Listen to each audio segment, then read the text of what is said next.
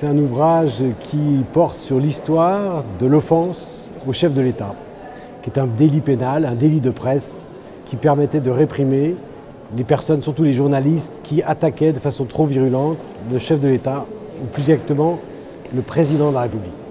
C'est une histoire qui remonte à 1881, la loi relative à la liberté de la presse, dont l'article 21 punissait donc de ce délit ceux qui avaient offensé le chef de l'État.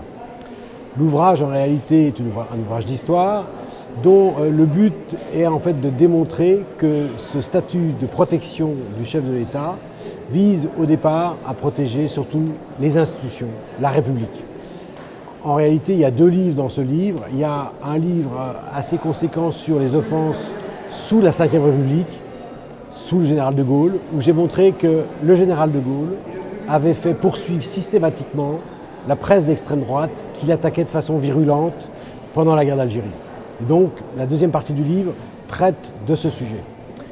Mais ayant découvert des archives fort intéressantes sur le régime de Vichy, j'ai entrepris de faire une histoire plus longue car il y a 5 chapitres dans ce livre sur le régime de Vichy, c'est-à-dire les insultes faites à Pétain, ce qu'on ignorait jusqu'à présent.